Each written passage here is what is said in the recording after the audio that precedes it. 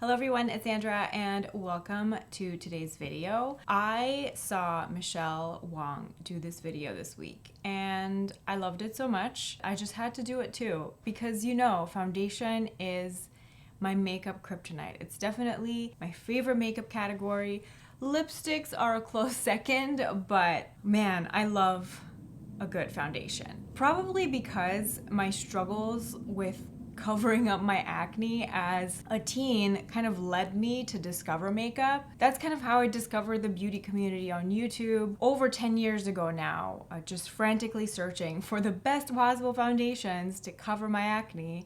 And then I stumbled upon this beautiful community and I haven't left since. So she did this video that is just all about foundation. So thank you so much to Michelle for the wonderful video idea. Highly recommend checking out her channel. She just covers the cream of the crop luxury beauty products. She is always on point with the latest releases, with the latest reviews, and her channel has been a joy for me to watch. Question number one is, what is your newest foundation? And that for me is the Sezane Dewdrop foundation, which funny enough happens to be Michelle's favorite foundation. I'm still kind of getting acquainted with it. I feel like this is going to be a better suited foundation for me in the winter time when my skin is more normal to slightly dry. But I do really like the texture of it and I'm excited to get acquainted with it more. I don't really have a well-formed opinion on this. Now the next question is, what is the oldest foundation in your collection? And if we were to go with oldest in the sense of foundation that just has physically been in my collection the longest, my choice would be this one. This is the by Terry Sheer Expert. I still have the box.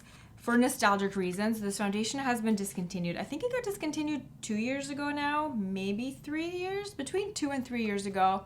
And I had purchased a backup of it just to kind of keep on hand for memory's sake. And yeah, a lot of my favorite foundations get discontinued, but this one I did get a backup of, and this is the oldest. All right, the next question is, what is the most expensive foundation in your collection? And for me, that has to be the Clé de Peau Radiant Cushion Foundation. Cushion foundations in general are a terrible value for money because usually you get roughly half the amount in a cushion as you would in a regular foundation bottle.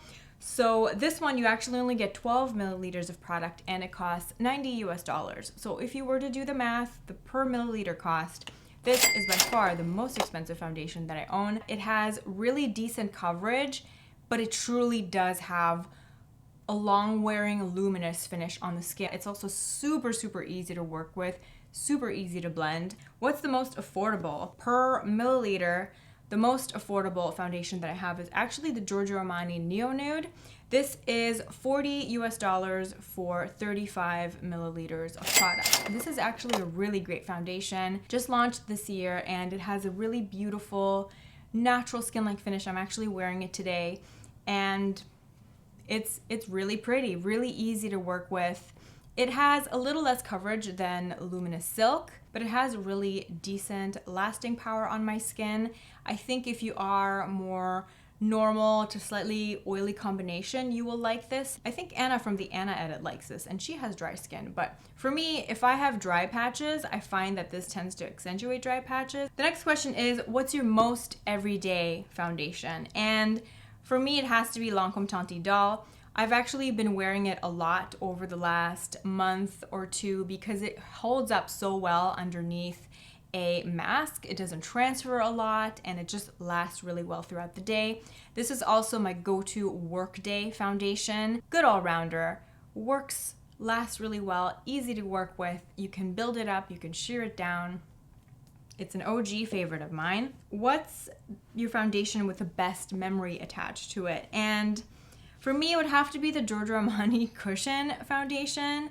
I bought this in Toronto with my friend Dina. It was like January 2018. It was a polar vortex winter. It was very cold and we went into Whole Renfrew to warm ourselves up and we just had the most wonderful afternoon. And I bought a foundation that I ended up being very obsessed with. So For me, it would be the Cushion. What foundation in your collection is worth the hype? I find these types of questions hard to answer because I don't really make hype-driven purchases. I used to when I was younger, but I think now my purchasing habits have changed a bit, and I just know what I want. I know what I like. I kind of march to the beat of my own drum in that sense. And yeah, this was kind of hard to pick, but I think universally a very well regarded foundation that I definitely agree with is the Dior Face and Body Foundation. I know a lot of you enjoy it as well. It's a really easy, light coverage, long wearing base, and I will keep buying it for as long as they make it. For me personally, this works so much better than the MAC Face and Body Foundation. The MAC Face and Body does not work for me at all. It just doesn't wear nicely. It's not a pleasant experience. I don't even like the texture of it. I don't like working with it.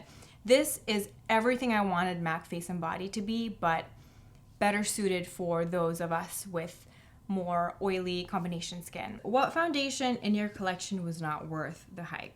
And this might be a controversial. The It Cosmetics CC Cream. I know a lot of people love the fact that it has all these skin beneficial ingredients. It has SPF 50, but you should never rely on a foundation product for your sun protection because you don't use the amount required. Like, in order to get the adequate protection, you would have to use so much product, and this is quite a full coverage product, so it would just not physically look good on the skin. So I rely on actual skincare products to kind of give me what I want in terms of my skincare, and then for me, makeup is like an accessory, you know, that's where I like to have fun. It just doesn't wear well on my skin either. I like it mixed with the Lancome Teint Idole. I'm able to make it work. I would not go out of my way to repurchase this by any means. What's your favorite foundation from your favorite brand? I have a lot of favorite brands, but especially in terms of complexion, I really, really like Armani beauty products, and the Cushion is my favorite. I hate to say it because this is not available in the United States. It's available in Canada. You can find it at Sephora. Like I mentioned, I bought mine at Holt Renfrew 2 years ago, and now that I live in the United States, I just hoarded lots of refills for this from previous trips to Europe, because you can buy refills for this Cushion, but for some reason refills are not available in Canada. I still don't know why that's the case, but I think you can get refills for it in Australia as well. But anyway, it's a Cushion foundation. It has light to medium coverage, a very soft, slightly radiant finish, but it lasts really well on my skin. A lot of the times, things that have a radiant finish break up on my skin quite easily, but this doesn't do that. It has amazing lasting power. The color match 4.5 is perfect for me.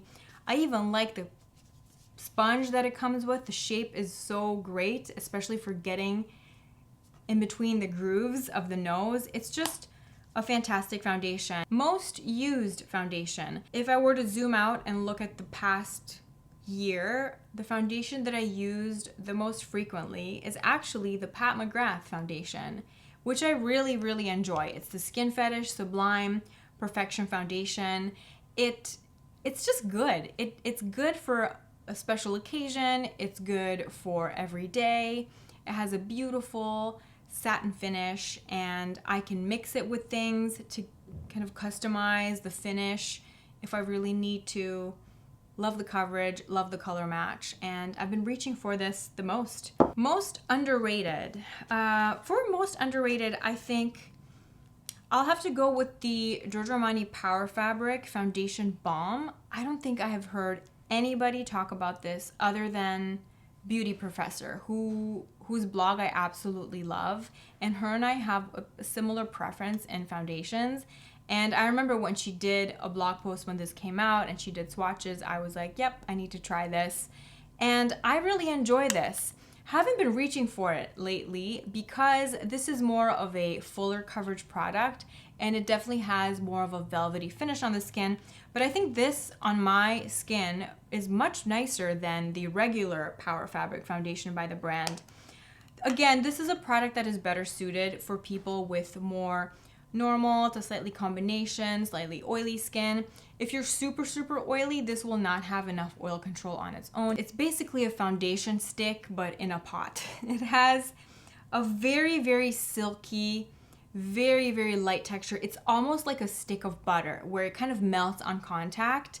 And this with a damp beauty sponge, just put your damp beauty blender in there, then go all over your face, and it's just a beautiful, beautiful, fuller coverage, satin finish product. Blends in really beautifully. I think if you are like a full coverage base girl, if you travel a lot, obviously now we're in a pandemic, traveling isn't really happening, but this is really convenient for me because usually if I travel and I'm just taking a carry-on and I care about the liquid restrictions, I usually will just get a foundation stick because it doesn't count as a liquid. This is basically a foundation stick, but in a much more user-friendly format. A lot of the times with foundation sticks, it's so easy to just kind of draw the stick all over your face, and then you end up just over-applying and you end up looking really cakey because you have way more product than you need on your face. With this, it kind of eliminates that error because you have to put either a brush or a sponge in it, and that automatically gets rid of the error of you applying too much because you will apply less and you'll be able to better gauge the correct amount. My personal preference is damp sponge, but you can do a brush if you really want a lot more coverage, or you can use a little sponge thingy for touch-ups. Most nostalgic.